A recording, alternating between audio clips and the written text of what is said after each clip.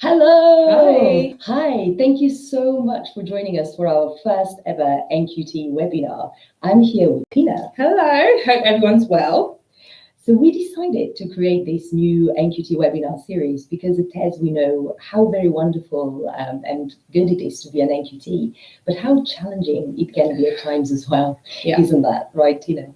And at TES, we have a number of brilliant NQT advocates who have first-hand teaching experience, like Tina here, who can give you some brilliant tips in terms of how to get the best out of your NQT year. So today, we're going to be talking about how to build really good and effective relationships within your school, because we believe that that's very, very important. Yeah. Isn't that right, Tina? And it can help you as well further on in your teaching career. Feel free to ask us any questions around this topic during the whole webinar. Don't be shy. And our colleague behind the camera, Georgia, Hello, will be moderating the questions and asking us at the end of the webinar. So, Tina, shall we get started? Yes, please. So can you tell us a little bit about your teaching journey? Okay, so I did a PGCE and I did my NQT pretty much straight after. I, successfully completed it and stayed on at the same school. And so I think I taught in the UK for about 2.5 years. Oh, yeah.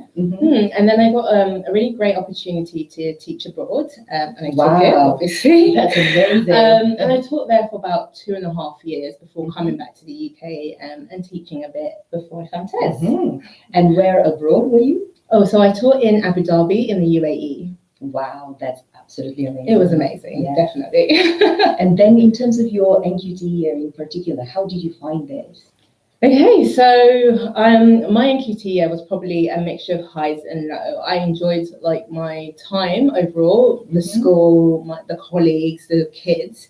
But I definitely remember feeling overwhelmed, really stressed out at points. And I think that was just because I underestimated kind of the difference, the leap it is between your PGC year and your NQT year.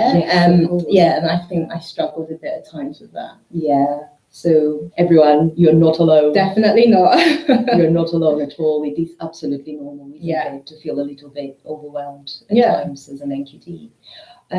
So in terms of one's mentor, this is somebody very important. Yeah. How do you build an effective relationship? So, as an NQT, you're starting out, and I saw my mentor as the person who was designated to be in my corner. And I use them in that particular way. It was just really good to go to them with any questions, ideas, or challenges that I might have been, dealing with. Of course, I think it's best to see them as your first point of call, and be very open with them, get into a conversation. And I think that kind of worked really well for us. They were able to give me really good advice, strategies, and I'll take it. And I think that kind of proved to them that, okay, she's willing to listen, she's willing to learn, but they're also really, equally supportive of my own ideas and initiatives. And so I guess then I see it as a two-way thing. It has to be reciprocal in terms of effort and commitment. Of course. And did you have a good mentor? Yeah, I had a really great mentor, and that definitely contributed to my experience. Where we're still in contact now. At the time, my mentor was 2IC in the department. He's now a head of an international school, and so I think I still use him as a life mentor. Oh, wow. That's so wonderful. Yeah. Oh, wow. No, so it's definitely something I would, I'd recommend. Some of the relationships you get can last for life. That's wonderful, really wonderful. But what happens if things don't get off at a great start with your mentor? And what can you do to turn things around? Yeah, I mean, it definitely happens. If you don't start off great, I think the best thing to remember is that it's not the end. There's always time to change things around. But take action quickly. So I'm a strong believer of being very open, being transparent. So if something isn't working, voice it. You can do this in a polite and professional way.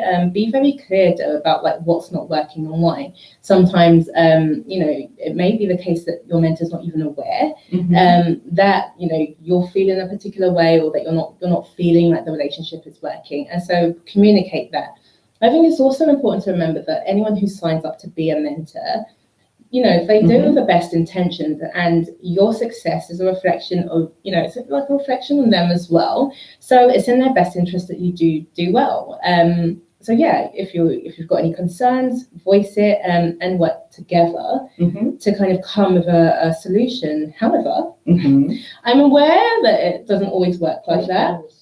And we've heard of cases. So if you find out that you've spoken to your mentor and nothing has changed, look to other members of staff for support, and that could be the head of your department, or just other members, bearing in mind that they have worked with your mentor for a longer time, and so they're bound to have ideas and strategies of how to approach the situation, and you may find like after that everything's great. That's such a good tip, and definitely openness is so very important, isn't it? Yes. It's key to any effective relationship, really, and I think it is, as you say, so important so that your mentor knows exactly what you're going through, so that they can support you in the best possible way. Yeah. I know you mentioned you got on really, really well with your mentor. Were there things that still were difficult sometimes to be completely open about, or you always tried to? Yeah, and I think so. There were things like, in my classroom that I may have questioned, like, if I go to my mentor, will I seem like I'm failing or not have control? And I think that's something that I know I battled with. And if that's a worry, maybe think about how you position your questions. So again, this is why I say act early, because it might be if you start to see signs of something. So let's just say it's classroom management. You frame your questions. So how do you do this, or how would you manage this, and then try it. And then if it isn't working, then you can actually bring kind of like the full problem to your mentor with all the details. But at least that way you're almost like getting a bit of help without disclosing the full problem. But again, I was very open. So if I did have any challenges, I would I'd say this is what I'm struggling with. I'd like your help. And I think they felt valued, like, I'm needed. That's so it worked. Yeah, no, absolutely. And remember, no question is a bad question, and it's always important to ask on time, because otherwise things might just escalate. No, absolutely. Thank you, Tina. No worries. And then in terms of the SLT, do you think it's good for them to notice you, and how do you get their attention? Yeah, if they notice you for the right reason. So I definitely didn't have it on my agenda to get the attention of SLT. But there are examples where I felt like members of the senior leadership team would come to me and offer praise, and that's usually for kind of the work I was doing. And so I would say my advice here is let your work speak for itself. And that could be kind of what you're doing with your classes within your department, but it could also be extracurricular activities as well. Oh, wow. And for me, I think that's the area where I think I really stood out. So an example I'd give you, I started kind of a reading program that went into a school magazine, and it was aimed at Key Stage 3 students. Yeah, it was really good. And I think what was special about it was that it was led by a group of Year 8 students. And as soon as I kind of gave them the tools and I equipped them, they literally ran with it. It was so popular that I had other students, even some outside of Key Stage 3 who were knocking on my door going, can I be a part of this? Oh, wow. And so I had a member come by at the end of the day and just say, Tina, what you're doing is amazing. I read the magazine. It's great to see the kids work and to see how excited they're out there. And that made my day. And so I do think that if you're doing really great work, staff will take the time out, colleagues will take the time out to just show you that they appreciate that. So yeah. Brilliant. That is a good tip. And obviously extracurricular activities are such a good way of meeting other people within the school, other teachers as well, and getting to know your students better. Exactly. Yeah. Definitely. And fond using memories. those skills as well, like skills that you're proud of. Yeah, and I think that's a point as well. Like if you're thinking, oh, what can I do? Think about like things outside of class, outside of school that you may, you know, your talents. I did a talent show as well with some students, and that was kind of speaking to like my musical interest and pairing up with students who had similar interests. And again, it made me discover students that I don't actually teach as well. So I was forming relationship with those kids as well as, again, SLT. Like, and I had the head at that time say, you know, this is amazing. I'd love for this to be a thing that we do every year. And so that's kind of getting the attention in the right way. In the right way. Brilliant. Thank you, Tina. And in terms of building good relationships with other NQTs and other teacher colleagues, why is that important, and what tips can you give us? I just think, you know, during your NQT year, you want like a support network. You need a support network, and there's nothing wrong with that network growing or being bigger. So look, whether they're NQT, you know, other NQTs at your school or other members of staff, it's good to just have different people that you can turn to, and that was something that I think I did. Even if you don't happen to be the only NQT in your school, speak to other members of staff. And I think it was easier to do that like at social events, because during the day you're really busy, you may not have time to kind of like, you know, go on an adventure and find a new member of staff. It doesn't quite work like that, but I would kind of be more available, like, oh, you know, we're going to the park, right, I'll go. And that would be my chance to speak to people outside of my department. And so when you are back at school, you already have that relationship that you kind of, you know, started, and it's easier. And it may not be something like the pub. Yeah. It could be just like, you know, whole school events, you know, cross-curricular activities. If you can, nominate yourself and find out about other teachers, and I think that's a really great way to form new relationships. Definitely. Thank you, Tina. Again, openness and readiness to connect with other people and colleagues are very, very important things. Teaching assistants, do you think it is important to build a good relationship with them, and why? Oh yeah, definitely. And I do feel like, you know, I'm literally saying the same thing, but again, I saw kind of the TAs in my class as such a huge advantage. I would go to them and I'd ask them questions. You know, they are experts. They've been working with, you know, particular students in your class for whatever length of time. So they're in the best position to give you advice and tips on what works with that particular child and what doesn't. And so what I used to do was, you know, I'd go with my planning and say, this is what I plan to teach this week. You know, what are your thoughts? And we almost kind of like, you know, co-planned for those classes, and it was really good. And I actually had one TA say, thank you for including me. And for me, I was a bit like, you're doing me, like this is beneficial to me.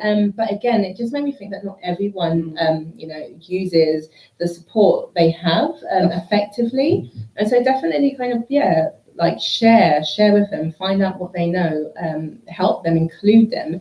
And I think it shows the students a united front as well. So we worked really well in the class together. And sometimes that meant she would come, you know, at the front of the classroom at times when it was like independent work, and she would, you know, move around. And the class responded well to that. So I'm definitely for it. Yeah. That's brilliant. It's so important actually, because what you're talking about here really is a very holistic approach to education. Absolutely, yeah. And of course, because the teaching assistants know the children really well, they can show you another aspect that you can develop within your lessons. Definitely. So that's such a good tip, really important. So moving on, if you take more than you can chew in your NQT year, what can you do to manage your timetable? Yeah, I feel like this was a question specifically like for me, because I definitely, so I said that, like, you know, my NQT year, I definitely had some challenging moments, and a lot of that was down to like unrealistic expectations I placed upon myself. And I guess when that happened, my first point of call was my mentor. So again, going back to having those strong relationships, just being like, I can't do this anymore. Kill me. Like being really stressed out, which isn't healthy for anyone. So yeah, my mentor was able to kind of help me go through things and look at like where I was struggling. So that would be my first tip. If you're struggling and feeling very overwhelmed, don't suffer in silence. Approach your mentor, but also kind of be very clear on where you find you're struggling. And I have to stress this as well. Like mentors are like, teachers in general, they're busy, really busy. And I think sometimes when there's breakdown in communication, it may be from that point. So I was very, deliberate about saying, this is what I need help with, this is where I'm struggling. And because that already reduced the time, as opposed to just being a mess and crying. But so my mentor was able to give me clear tips, strategies on how to effectively kind of move forward. One of the things I did do from that was I got all the key dates in, all the kind of key things. I'd have it in my planner, but also had a massive calendar like in my classroom. And it was just good to see, like, have that daily visual reminder that like this is coming up, plan for this. And marking as an English teacher, but I think this is for every teacher.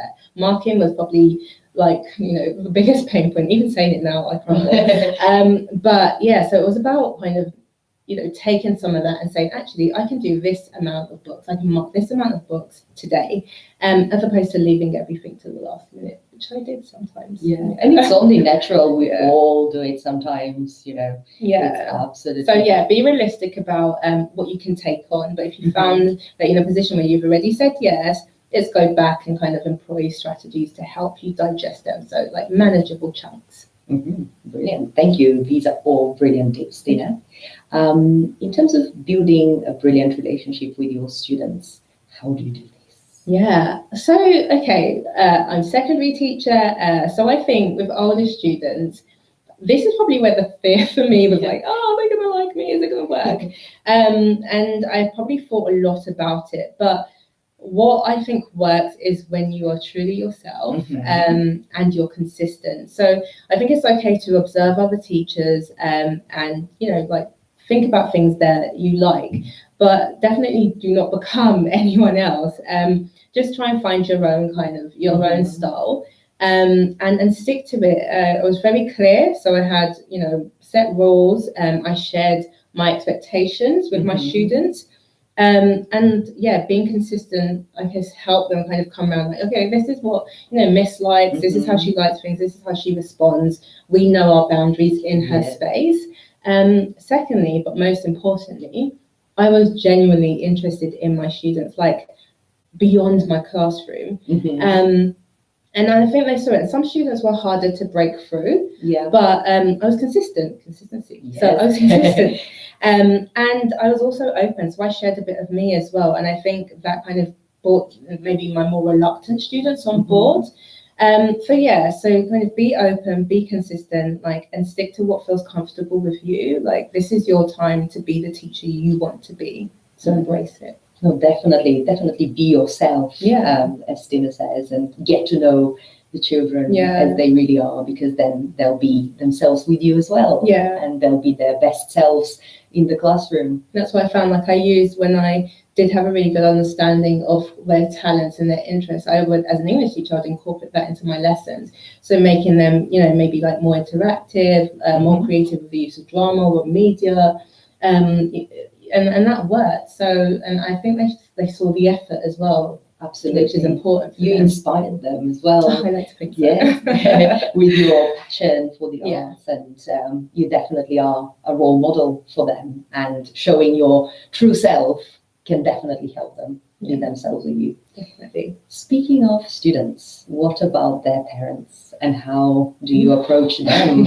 Again, your parents can be tricky, and I think as well, it depends on kind of like what systems you have in schools. Some schools are really great with kind of like the methods they have in terms of reaching out to parents. But what I would say, what you can do is make yourself visible. Like let parents know how they can contact you. Use whatever is available to you. So it could be as simple as like a diary or planner where you just write a message in their planner, and that's, I don't know how things are, and it differs from school to school, but with our students, they would take their planners home and I'd have to sign it on a regular basis. So I knew that if they'd signed it, they would have seen my communication. Yeah.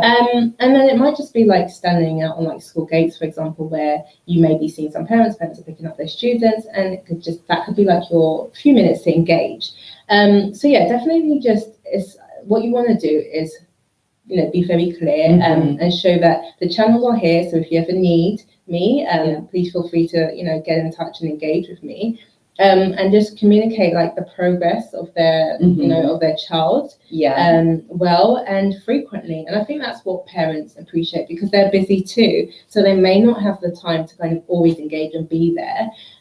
But they want to know that you're there as well. So, and it could just be signs like in their books, like theme marking. I'm a parent now myself. Oh yeah. And I'm definitely like, what has that teacher done in my child's book? So I am aware. So I think those little things can help. No, definitely. And in your teaching experience, did you ever experience a challenging parent? Definitely. Yeah. I thought so. Yeah. Everyone does. Yeah, no, I definitely, and I'd have to say, it's not something that happened frequently, but when I did have that experience, it was about like remaining calm, because parents aren't always calm, but remaining calm and actually trying to get down to like what their concern was and what, why have they reached this point, and then just saying, okay, like I completely hear you, I apologize that it's arrived at this point. How do we move forward?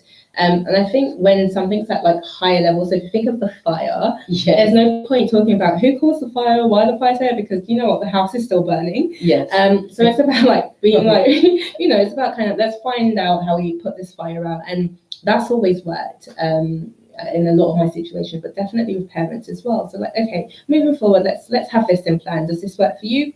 Great. All right, let's try this and review it at said date. And they feel like, oh, I've got a resolution here and I've got something physical like this date where we can come back and chat. And I would definitely keep to my word. No, definitely. Loved the analogy there. Bit dramatic, but yeah. It's true.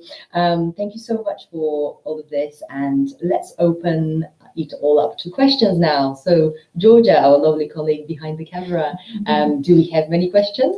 Yes, we've got one from Haya. Hi, Tina. How do you establish your voice as a teacher in your NQT year? Hi, Haya. Thank you for the question. That's a really great question. I think the whole idea about finding your voice, and it's like, when people ask you about finding your style, it's really about understanding like what type of person you are. So it's very clear for me. So like I'd seen so many teachers, I'd observed so many, and certain things were working great. And I remember this one teacher who kind of had a really loud, roaring voice and commanded every single student. And I was in awe of him, but I'm not a shouter, so I definitely knew that wouldn't work for me. So again, I would just say it's being or having something that you feel completely comfortable with, and then rolling with it. Like you've just, just trying that and then communicating and stay consistent. Like if it works, you're onto a winner. And I think even like with students, even if they're not quite used to that, and they're like, it's a bit different, they hear it long enough, they'll understand, oh, this is associated with this particular teacher, and they'll get on board. So so find out, find out what's comfortable with you and stick with it. Brilliant. Thank you, Tina. Any more? We've got one from Camille. As secondary NQT teacher, what documents must I be familiar with? So in terms of documentation, everything in terms of your standards. So, and I know like different schools are doing things very differently, but I think what was great for me was that after my PGC year, I definitely, I went straight into my NQT year. So I still had that, having a file, really pretty much in my head. And you don't have to have as much, with an NQT year, but I did keep my file and just work with your core standards. And that's what you should be kind of addressing in your mentor meetings. I didn't have anything more, but it was just about collecting all the pieces of evidence to document that, like, yes, I'm having these core standards, I'm meeting them.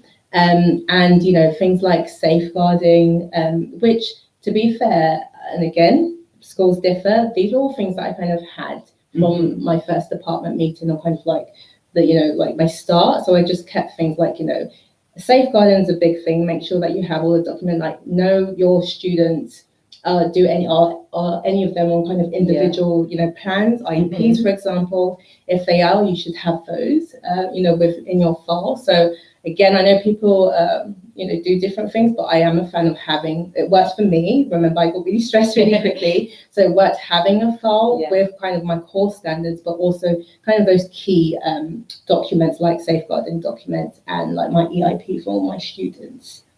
Yeah, brilliant. Thank you, Tina. Any more? I have a final question for you, Tina. So you mentioned that your mentor was brilliant and you had a very good relationship with him. Are there any other people that you remember fondly from your NQT years? Yeah, definitely.